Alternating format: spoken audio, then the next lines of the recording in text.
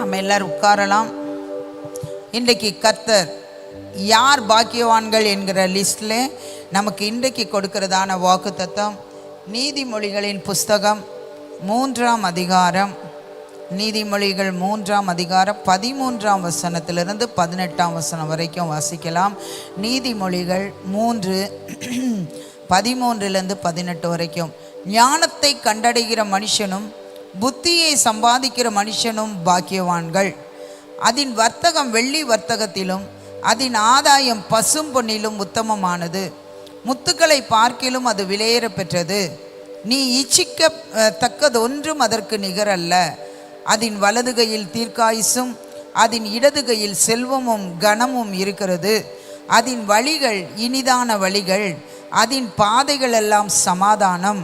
அது தன்னை அடைந்தவர்களுக்கு ஜீவ விருட்சம். அதை பற்றி கொள்ளுகிற எவனும் பாக்கியவான். இப்போ 13ஆம் வசனமும் 18ஆம் வசனத்தையும் நம்ம வாசிக்கலாம். ஞானத்தை கண்டடைகிற மனுஷனும் புத்தியை சம்பாதிக்கிற மனுஷனும் பாக்கியவான்கள். அந்த ஞானம் 18ஆம் வசனம், ஞானம் தன்னை அடைந்தவர்களுக்கு ஜீவ விருட்சம். அதை பற்றி கொள்ளுகிற எவனோ பாக்கியவான். அருமையானவர்களே, இன்றைக்கு பாக்கியவான்கள் யார்? பாக்கியவான்கள் யார் என்றால் ஞானத்தை கண்டடைகிறவர்கள், புத்தியை சம்பாதிக்கிறவர்கள், அதை பற்றி கொள்ளுகிறவர்கள். 3 காரியம்: ஞானத்தை கண்டடைகிறவர்கள், புத்தியை சம்பாதிக்கிறவர்கள், அந்த ஞானத்தையும் புத்தியையும் பற்றி கொள்ளுகிறவர்கள் பாக்கியவான்கள். அல்லேலூயா. அருமையானவர்களே, ஒவ்வொரு நாளும் காலையிலே நம்ம ஜெபிக்க வேண்டிய முதல் தரமான ஜெபம் என்ன அப்படின்னா, அல்லேலூயா, இந்த நாளில் நான் ஞானத்தினால் நிரப்பப்படணும். நம்ம அதிகாலையில் என்னை தேடுகிறவன் என்னை கண்டடைவாங்கிற வசனத்தை சொல்கிறோம். அது தேவனை குறித்து அல்ல. நீங்கள் வேதத்தில் வாசித்தா ஞானத்தை குறித்து. ஞானத்தை நீங்கள் காலையிலே தேடுனீங்கன்னா, அதிகாலையில் எனக்கு ஞானம் வேணும்னு கேட்டிங்கன்னா, ஆண்டவர் நமக்கு ஞானத்தை தருகிறவராக இருக்கிறார். அல்லேலூயா. சத்தமாக அந்த அதிகாரத்தை நீங்கள் வீட்டில் போய் வாசித்து பாருங்கள். அதிகாலையில் என்னை தேடுகிறவன் என்னை கண்டடைவான்ங்கிற வசனத்தில் அது 8ஆம் அதிகாரம் 17ஆம் வசனம், என்னை சிநேகிக்கிறவர்களை நான் சிநேகிக்கிறேன், அதிகாலையிலே என்னை தேடுகிறவர்கள் என்னை கண்டடைவார்கள் அப்படின்னு அந்த அதிகாரத்தில் ஞானத்தை குறித்து தான் போட்டிருக்கிறது. அருமையானவர்களே, ஒவ்வொரு நாளும் காலையில் நீங்கள் ஞானத்தை கேளுங்க. ஆண்டவரே, இந்த நாளில் நான் நைட்டு தூங்குற வரைக்கும் ஆண்டவரே என் வாழ்க்கையில் உம்முடைய ஞானம், நான் என்ன செஞ்சாலும் என்ன பேசினாலும் என்ன பார்த்தாலும் உங்கள் ஞானம் எனக்கு வேண்டும் அப்படின்னு நீங்கள் டெய்லி கேட்டிங்கன்னா ஞானத்தை கண்டடைய முடியும். புத்தியை அல்லேலூயா நீங்கள் சம்பாதிக்க முடியும். ஞானம் இல்லாமல் எந்த காரியத்தை செஞ்சாலும், குடும்பத்தில் செஞ்சாலும் குடும்பம் நல்லா இருக்காது, வேலையில் செஞ்சால் வேலை நல்லா இருக்காது, வியாபாரத்தில் செஞ்சால் வியாபாரம் நல்லா இருக்காது, தொழிலில் செஞ்சால் தொழிலில் நல்லா இருக்காது. அப்போது ஞானம் நமக்கு மிகவும் முக்கியமானது. இந்த ஞானத்தை இதை ஒரு நாள் பிரசங்கமே பண்ணலாம், ஆனால் நமக்கு டைம் இல்லை. இந்த ஞானம் எங்கே இருக்கிறது அப்படின்னு நம்ம பார்த்தோன்னா, கொலோசியர் எழுதின நிருபம் 2ஆம் அதிகாரம் 3ஆம் வசனம். கொலோசியர் 2ஆம் அதிகாரம் 3ஆம் வசனம், அவருக்குள், யாருக்குள்? கிறிஸ்துவுக்குள் ஞானம் அறிவு என்பவைகளாகிய பொக்கிஷங்கள் எல்லாம் அடங்கி இருக்கிறது. யாருக்குள்? இயேசு கிறிஸ்துவுக்குள் ஞானம் அறிவு என்கிற பொக்கிஷங்கள் எல்லாம் அடங்கி இருக்கிறது. அப்போ ஞானத்தை நம்ம தேடணும்னா ஆண்டவரை தேடணும், இயேசுவை தேடணும். இயேசுவை தேடினா அவருக்குள்ள தான் ஞானம் இருக்கிறது. அவரை போல இந்த உலகத்தில் ஞானவான்கள் யாருமே கிடையவே கிடையாது. அவருக்குள்ள என்ன பொக்கிஷம் அடங்கி இருக்கிறது? ஞானம் அறிவு என்கிற பொக்கிஷம். அப்போ ஏசப்பாட்ட நம்ம தேடி கேட்கும்போது அவருக்குள்ள உள்ள ஞானம், அந்த பொக்கிஷத்தை நம்ம கேட்கும்போது, அறிவு ஞானம் என்கிற பொக்கிஷத்தை கேட்கும்போது அந்த நாளுக்கு தேவையான ஞானம் அறிவு என்கிற பொக்கிஷத்தை அவர் நமக்கு தருகிறார். அதற்கு ரிலேட்டடான ஒரு வார்த்தை என்ன, ஒரு வசனம் என்னன்னா, யாக்கோபு 1:5. இந்த வசனத்தெல்லாம் மனப்பாடம் பண்ணி நீங்கள் ஒரு நாளில் 2 நிமிஷம் நிமிஷமாவது இதுக்காக ஜெபம் பண்ணுங்க. இந்த வசனத்தை சொல்லி ஜெபம் பண்ணுங்க. உமக்குள் ஞானம் அறிவு என்கிற பொக்கிஷம் இருக்கிறதப்பா.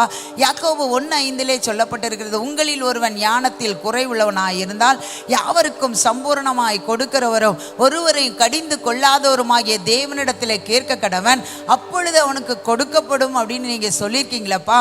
எனக்கு இன்னைக்கு தேவையான ஞானத்தை தாங்க. நான் ஞானத்தில் குறைவுள்ளவன் தான். ஒருவேளை நீங்க உங்க குடும்பத்தில் ஞானவானா இருக்கலாம், வேலை செய்கிற இடத்துல ஞானவானா இருக்கலாம். ஆனா ஆண்டவருடைய சமூகத்தில் போகும்போது அவருடைய ஞானத்தை கம்பேர் பண்ணும்போது நமக்கு ஒரு கொஞ்சோண்டு தான் இருக்குது. அப்போ ஒவ்வொரு நாளும் குறைவாக இருக்கிறதப்பா, அந்த ஞானத்தை தாங்கன்னு கேட்டால் அவர் தருவார். அதுக்கப்புறம் நான் எப்பொழுது சொல்லுகிற அந்த ஜெபத்தை நீங்கள் பண்ணுங்க. கொலோசியர் எழுதின நிருபம் 1:9 அல்லேலூயா. இது நிமித்தம் நாங்கள் அதை கேட்ட நாள் முதல் உங்களுக்காக இடைவிடாமல் ஜெபம் பண்ணுகிறோம். நீங்கள் எல்லா ஞானம் வருகிறது, ஆவிக்குரிய விவேகமும் ஞானத்தில் ஒரு பகுதி தான். அடுத்தது அவருடைய சித்தத்தை அறிகிற அறிவிலே நாம் நிரப்பப்படணும். சகலவித நற்கிரியலுமாகிய கனிகளை தந்து தேவனை அறிகிற அறிவிலே விருத்தி. 4 அறிவு இங்கு சொல்லப்பட்டிருக்குது. எல்லா ஞானம், உலக பிரகாரமாக ஆவிக்குரிய பிரகாரம் எல்லா ஞானம், ஆவிக்குரிய விவேகம், ஆவிக்குரிய ஞானம். அடுத்தது தேவனுடைய சித்தத்தை அறிகிற அறிவு, தேவனை அறிகிற அறிவு. இதை டெய்லி நீங்கள் இந்த வசனத்தை மனப்பாடம் பண்ணி சொல்லி பாருங்க. உங்களை கர்த்தர் ஞானவான்களாக மாற்றுவார். அப்படி நீங்கள் ஞானவானாக மாறும்போது உங்களுக்கு எவ்வளோ ஆசீர்வாதங்களை அங்கு வைத்திருக்கிறார் ஆண்டவர். அல்லேலூயா. உங்களுடைய வாழ்க்கையிலே வெள்ளியை விற்கிறவங்களை காட்டிலும் பசும்பொன்னை விற்கிறவர்களை காட்டிலும் உங்களுக்கு ரொம்ப ஆசீர்வாதங்களை கர்த்தர் அந்த ஞானத்தின் மூலமாக பெற்றுக்கொள்ள ஆண்டவர் உதவி. முத்துக்களை பார்க்கிலும் உங்களுக்குள்ளாக இருக்கிற ஞானம் விலையேற பெற்றது. நீங்கள் என்ன விரும்புகிறீங்களோ, எவ்வளோ விலை உயர்ந்த காரியத்தை விரும்புகிறீங்களோ அதை காட்டிலும் மேலானது ஞானம். அதன் வலது கையிலே தீர்க்காயுசு இருக்குது. ஒரு தீர்க்காயுசு உங்களுக்கு வேணுமா? ஞானம் வேண்டும். அதன் இடது கையிலே செல்வம் இருக்கிறது. நீடித்த ஆயிலும் செல்வமும் ஞானத்தில் தான் இருக்கிறது. ஞானம் எங்கிருந்து வருகிறது? இயேசுவுக்குள்ளாக அடங்கி இருக்கிறது. அதை நாம் எப்படி பெற்றுக்கொள்ள வேண்டும்?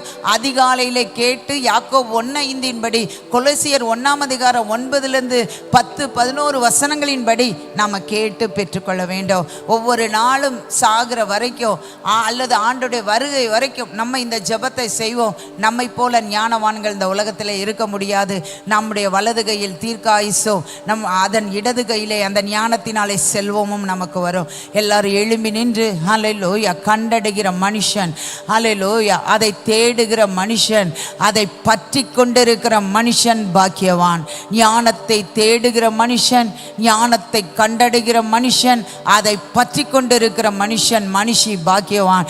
எல்லா கையை உயர்த்தி ஒவ்வொரு நாள் காலையிலே உங்கள் ஞானத்தை நான் கேட்கணும்ப்பா. எல்லார் வீடுகளில் இருக்கிறவர்களும் எழும்பி நின்று கையை உயர்த்தி ஹல்லேலூயா ஹல்லேலூயா எல்லாரும் கேளுங்க. ஆண்டவரே, நான் ஞானத்தில் பிரியப்படணும்ப்பா. ஒவ்வொரு நாளும் இன்னைக்கு எனக்கு அவ்வளோ வருமானம் இவ்வளோ வருமானம் வரணும், அதில் பிரியப்படுகிறத காட்டிலும் ஒவ்வொரு நாளும் நான் ஞானத்தை கேட்டாலே போதும்.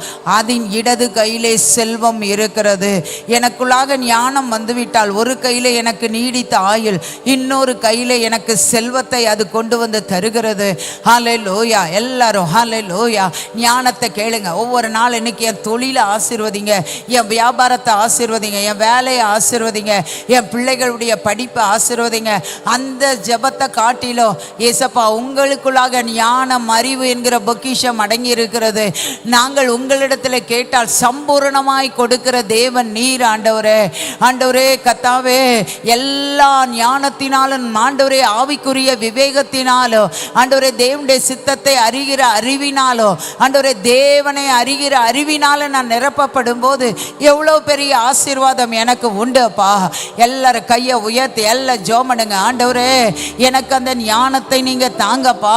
நான் ஒவ்வொரு நாள் காலையிலும் ஆலயத்திற்கு வருகிறேன். ஆலயத்தில் வந்து அந்த ஞானத்தை கேட்டு பெற்றுக்கொள்ள எனக்கு நீங்க கிருபை செய்யுங்கப்பா.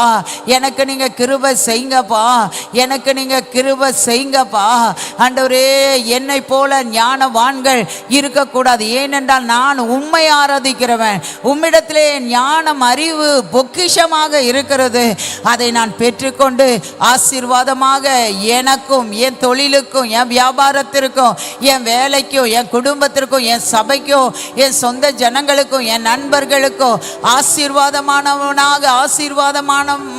ஆசீர்வாதமானவளாக காணப்பட உதவி செய்யுங்கப்பா. கர்த்தர் அப்படி உதவி செய்ய போகிறதற்காக எல்லாரும் நல்ல கரங்களை தட்டி ஆண்டவருக்கு நன்றி செலுத்துவோம். அல்லேலூயா. எல்லாம் 2 கையை உயர்த்தி கருணாகரன் பிரதற்காக ஜெபம் பண்ணுவோம். அவருக்கு கொஞ்சம் சுகம் இல்லாமல் கை காலெல்லாம் நடுக்கம் எடுக்கிறது என்று காலையிலே ஃபோன் பண்ணியிருக்கிறார். எல்லா கையை உயர்த்தி அவருக்கு நல்ல சுகத்தை கொடுத்து இந்தியாவுக்காக ஒரு பாரப்பட்ட ஒரு மனுஷன், அல்லேலூயா, நம்முடைய கோயம்புத்தூர் பட்டணத்திற்காக பாரமுள்ள ஒரு மனுஷன், அவருக்கு நல்ல சுகமும் நல்ல பலனும் தீர்க்காயசையும் கொடுத்து இந்த ஊழியத்தை கடைசி பரியந்த நிறைவேற்ற அவருக்கு கிருபை கொடுக்கணும். எல்லா கையை உயர்த்தி ஆண்டவரே கருணாகரன் பிரதர் மேல் உங்க வல்லமை இறங்கட்டும், உங்க வல்லமை இறங்கட்டும், உங்க வல்லமை இறங்கட்டும், உங்க வல்லமை இறங்கட்டும். ஹல்லேலூயா, ஹல்லேலூயா, ஹல்லேலூயா. ஆண்டவரே சுகத்தை கொடுத்து நாளைய தினத்தில் அவர் வந்து இந்திய மாநிலத்திற்காக ஜெபிக்க அவருக்கு கிருபை கொடுங்கப்பா, சாட்சியாக நிறுத்துங்கப்பா. ஆண்டவரே மக்கு ஸ்தோத்திரம். இன்னொரு ஜெப குறிப்பு, பிறந்த நாள் திருமண நாளை கொண்டாடுகிறவர்களுக்காக ஜெபிக்க போகிறோம். அல்லேலூயா. இங்கே வடிவு சிஸ்டர் இருக்கிறார். அவருடைய அப்பாவுக்கு ஆசை தம்பி அவருடைய பேர், அவருக்கு அவருடைய பேர பிள்ளைகள் ட்வின்ஸ் ஆலிவர் ரிச்சர்ட், ஆலிவர் ரேச்சலுக்கு இன்றைக்கு பிறந்த நாள். 2-3 வயது முடிந்து 4வது வயதுக்கு போகிறார்கள். அவர்களுக்காக நாம் ஜெபம் பண்ணுவோம். அவங்க அப்பா சுகத்திற்காக நாம் எல்லாரும் ஜெபம் பண்ணுவோம். போன வருஷத்தில் அவருடைய பேர பிள்ளைகளுக்கு நிறைய சுகவீனம் வந்தது. ஆனாலும் கர்த்தர் பாதுகாத்தார். கையை உயர்த்தி ஆண்டவரே ஆசை தம்பி ஐயாவுக்காக ஜெபிக்கிறோம். ஆண்டவரே ஆலிவர் ரிச்சர்டுக்காக ஜெபிக்கிறோம். ஆண்டவரே ஆலிவர், ஆண்டவரே கத்தாவே ரேச்சலுக்காக ஜெபம் பண்ணுறோம். இன்னும் எங்கள் சபையில் பிறந்த நாள் திருமண நாளை நினைவு கூறுகிற எல்லாரையும் பிதா குமாரன் பரிசுத்தாவி நாமத்தினாலே இந்த ஞானத்தினால், உம்முடைய வேதத்திலே சொல்லப்பட்ட ஞானத்தினால் நாங்கள் நிரப்பி ஆசீர்வதிக்கிறோம். ஆண்டவரே இந்த நாள் உம்முடைய வருகை இருக்குமானால் எங்களை பரிசுத்தப்படுத்தி எடுத்துக்கொள்ளுங்க. உங்கள் வருகை தாமதிக்குமானால் இந்த நாள் முழுவதும் நாங்கள் ஞானமாய் செயல்பட, பரிசுத்தமாய் செயல்பட கர்த்தர் எங்களுக்கு உதவி செய்வீராக. இந்த நாள் உம்முடைய பிள்ளைகள் எல்லாருக்கும் ஆசீர்வாதமான நாளாக, ஆண்டவரே ஒரு உள்ளங்கை மேகம் எழும்புகிற நாளாக, அற்புதங்களை பெற்றுக்கொள்ளுகிற நாளாக, சிறையிருப்பு மாற்றப்படுகிற நாளாக மாற்றி கொடுங்க. இயேசுவின் மூலம் ஜெபங்கேள நல்ல பிதாவே. என் ஆத்துமாவே கர்த்தரை ஸ்தோத்திரி, என் முழு உலமையோட பரிசுத்த நாமத்தை ஸ்தோத்திரி. என் ஆத்துமாவே கர்த்தரை ஸ்தோத்திரி, அவர் செய்த சகல உபகாரங்களையும் மறவாதே. ஆமேன். God bless you. ஆண்டவர் உங்களை ஞானத்தினால் நிரப்புவார்.